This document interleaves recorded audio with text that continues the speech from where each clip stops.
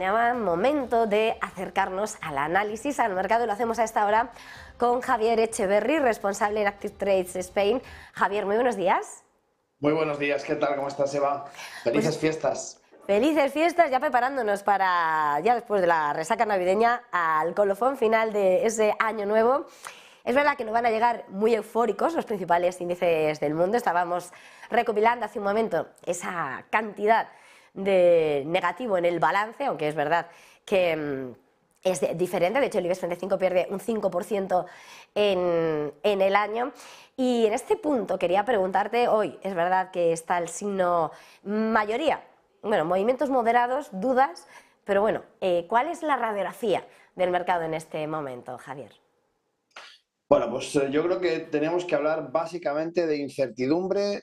Yo no me atrevería a decir pesimismo, pero sí que me atrevería a decir cautela, pues porque estamos viendo que efectivamente esa posible recesión ya no es tan posible, ya no es un futurible, ya no es algo que no sepamos si va a suceder o no, ahora lo sabemos que vamos a tener una recesión después del último discurso de Powell en el que nos decía que teníamos que continuar con ese incremento de los tipos de interés que tenía que seguir, no sabía durante cuánto tiempo, que aún tenía más medidas en la manga y que las iba a utilizar. Y claro, esto lógicamente a los mercados no les ha sentado especialmente bien, no nos ha gustado a ninguno escuchar como directamente desde la Reserva Federal nos dicen que no saben la profundidad de las medidas que van a tener que continuar, que lógicamente el ritmo de toma de esas medidas va a ser un poco más relajado, puesto que ya hemos conseguido empezar a ver cómo la inflación comienza a descender, pero que el miedo a que haya una segunda ronda de inflación va a hacer que se continúen estas medidas.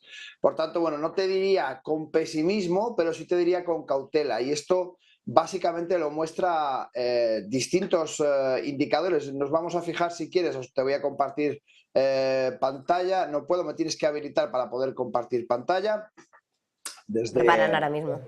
Desde el control, eso es. Sí. Pero básicamente quiero hablarte de dos fondos distintos, de dos ETFs, el XLP, que es un fondo básicamente basado en los productos de primera necesidad, lo que necesitamos, digamos, en nuestro día a día, y está basado en ese consumo necesario, imprescindible, y el XLI, que es un ETF basado más en el lujo, en los caprichos, en productos de consumo superfluos que no son tan necesarios, y una pequeña comparativa que os he preparado esta mañana para ayudarnos con esta idea, ¿no? de cómo está cambiando el panorama dentro de la previsión de los distintos inversores. Vemos que se está empezando a invertir mucho más en la parte, por así decirlo, de consumo de primera necesidad, en todo aquello que tiene que ver con la cesta de la compra, con lo más básico para cualquier hogar y para cualquier industria, y sin embargo vemos una caída importante desde el 11 de noviembre aproximadamente del 2021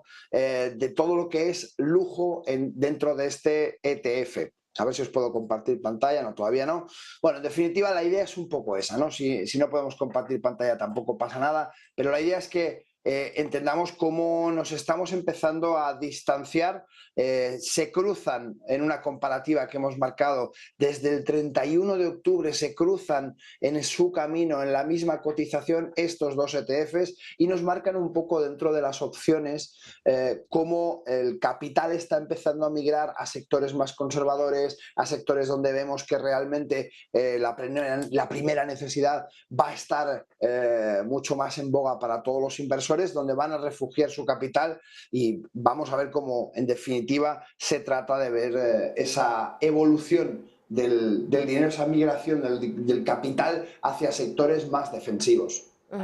Javier, no se puede compartir, me estaban señalando que no aparece la opción de habilitar, no sé por qué hoy no nos lo permite, pero mirando esa radiografía estaba señalando esa redirección, ¿no? De dónde están yendo esos esfuerzos inversores, esa primera necesidad, mirando al mercado, si de algo estamos pendientes, mirando al funcionamiento y la necesidad, es esa energía, sobre todo aquí en la vieja Europa con esa crisis energética y esos altos precios. En ese contexto estamos pendientes del funcionamiento de las refinerías, de la evolución del coronavirus en China, de la crisis y las sanciones con respecto a Rusia, y estamos viendo a un petróleo que, bueno, hemos visto cómo ha estado revalorizándose.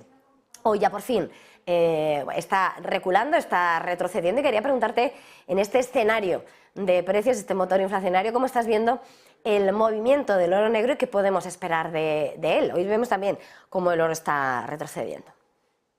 Bueno, básicamente está siguiendo el canal bajista que teníamos pendiente. Tenemos al crudo Brent, el crudo que nos atañe, el crudo de la Unión Europea, el de los Balcanes. Básicamente es otra medida distinta, pero si hablamos del crudo Brent, aquel que cotiza en Rotterdam, en Ámsterdam, en Holanda, podemos ver claramente ese movimiento bajista que se inició básicamente en junio de este año, donde bueno, hay distintas presiones para conseguir que el crudo baje y que modere un poco esos precios, ya que lógicamente nos encontrábamos en torno a los $123 por barril. Tenemos que tener en cuenta también la subida del dólar, que es la divisa en la que cotiza el crudo, y por tanto todos esos cambios se hacen en dólares, y esto es lo que hace que por correlación negativa el hidrocarburo sea más barato. Si le sumamos además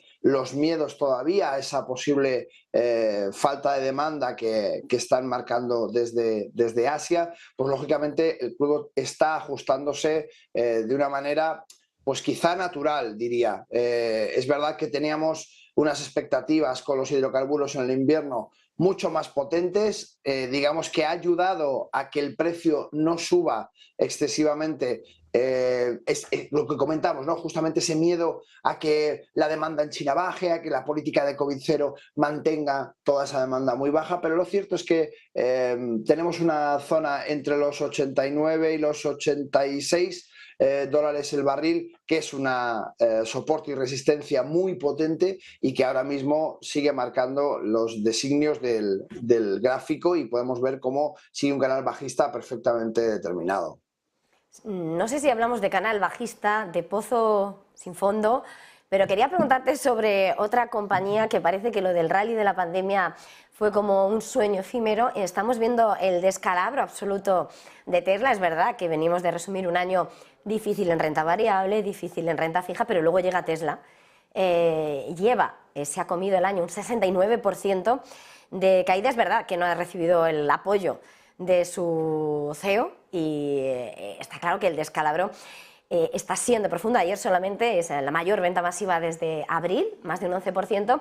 Quería preguntarte, ese gigante de los vehículos eléctricos, que se supone que, bueno, que ha llegado a brillar lo que brillaba, ¿cómo ves ese horizonte que apuntan los gráficos? Pues el problema es que Tesla se le han juntado un par de cosas, y es que básicamente estamos viendo como la inclusión de los vehículos eléctricos es más lenta de lo que a todos nos gustaría. Estamos viendo cómo la escasez de microchips ha afectado muchísimo a este tipo de compañías que son extremadamente tecnológicas y donde de verdad gran parte de esos microchips son necesarios para la construcción de todo tipo de vehículos, pero sobre todo todos aquellos que son eléctricos, donde su electrónica es más complicada y es más costosa. Recordemos que durante la segunda mitad de este año la escasez de microchips ha parado distintas plantas de motorización y sobre todo, como decíamos, de construcción de los sistemas electrónicos de distintas compañías de coches, y lo que podemos observar es que en una compañía como Tesla, que había sido una compañía pionera, que de verdad nos mostraba ese sueño del coche hasta autónomo, no solamente ese coche moderno, eléctrico, que no contaminaba, que nos daba las prestaciones de un deportivo, que nos hacía prácticamente todo lo que nos hubiera gustado en un coche, sino que además, bueno, pues hemos visto que hay una persona que lideraba ese empuje con una capacidad de comunicación absolutamente salvaje. Claro, se le ha juntado toda esta crisis de los semiconductores, de los microchips, junto con la pérdida de foco de su CEO Elon Musk hacia otros sectores, en este caso Twitter, carrera espacial, criptomonedas, en fin, se ha empezado perdón, a disipar un poco el foco de atención que tenía con Tesla, y que también lo había hecho, y se le han juntado las dos cosas. Para colmo, ha anunciado también que cesará la producción durante los primeros días de enero, entre el 3 y el 19 de enero, en sus fábricas de Shanghái, y esto tampoco ha gustado al mercado, como no puede ser de otra manera. No han explicado suficientemente por qué van a cesar la producción en esos días, más allá del año chino, más allá de el cambio estacional. Están sucediendo cosas muy raras dentro de Tesla, y eso a los inversores no nos gusta. Cuando vemos que hay un título que tiene una tendencia bajista, porque en sí el mercado está generando un movimiento bajista, y vemos que la persona que tendría que estar al mando, llevando un poco esa nave, se despista con otras cosas, pues lo cierto es que no nos hace mucha gracia. Luego salen este tipo de noticias donde de repente cesa la producción y no nos dicen exactamente por qué, o por lo menos no con una explicación que sea creíble y que tenga sentido, que es lo más importante. Todo aquello que en una inversión no tiene sentido, se convierte en difuso, pasa a ser más incierto de lo que cabría esperar dentro de su sector, hace que los inversores empecemos a retirarnos, y esta reacción, esta venta tan potente, creo que tiene bastante que ver con eso. Pues muchísimas gracias, Javier. No sé si terminar, ya que no sé si vamos a hablar esta semana, vamos a tener la fortuna de volver a hablar, pero estamos a punto de despedir el año. Es verdad que apuntabas al principio algunos ETFs analizando que no hemos podido compartir, pero ¿alguna opción, recomendación de cara a esa estrategia para despedir el año, prepararnos para ese brindis de Año Nuevo? Bueno, sobre todo sentido común. Creo que es la mejor estrategia que puedo recomendar para este año, y medio plazo, sentido común y medio plazo. Vamos a trabajar mucho más en el stock picking, vamos a analizar muchísimo mejor dentro de los distintos mercados. Ya no estamos en un mercado bearish, que podemos coger prácticamente cualquier activo de las grandes tendencias que están al alza. Ahora tenemos que buscar muy bien dentro de los sectores qué sectores son más interesantes. Lógicamente, si ESG va a trabajar más este año, puesto que para mí en 2022 se ha plantado una semilla importante dentro de la cultura empresarial para esa sostenibilidad, y creo que en 2023 puede seguir evolucionando. Probablemente, como va a ser un año bastante convulso y con gran volatilidad, no sea el año del verdadero desarrollo de las ESG, pero sí que podemos empezar con ese stock picking, eligiendo compañías que veamos que tienen una alta capacidad de crecimiento.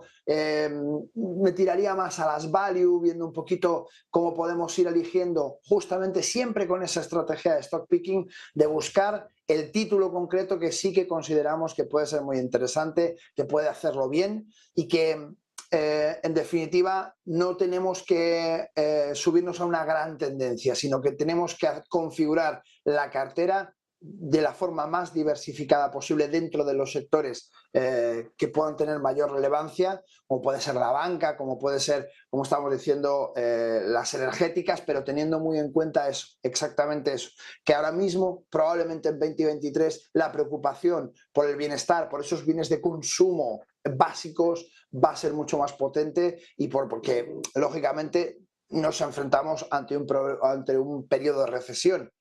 Si esto es así, hay que buscar bienes de consumo básicos, hay que buscar banca, que probablemente lo va a hacer bastante bien, elegir banca que esté saneada, que no le suceda, por ejemplo, como al Santander, que está muy cargada de oficinas, que sigue teniendo una exposición en emergentes muy potente y que sigue teniendo un lastre importante, que es lo que hace que el resto de banca grande y mediana esté resurgiendo bastante bien, y sin embargo Santander parece que le cuesta arrancar, ¿no? Por poner un pequeño ejemplo.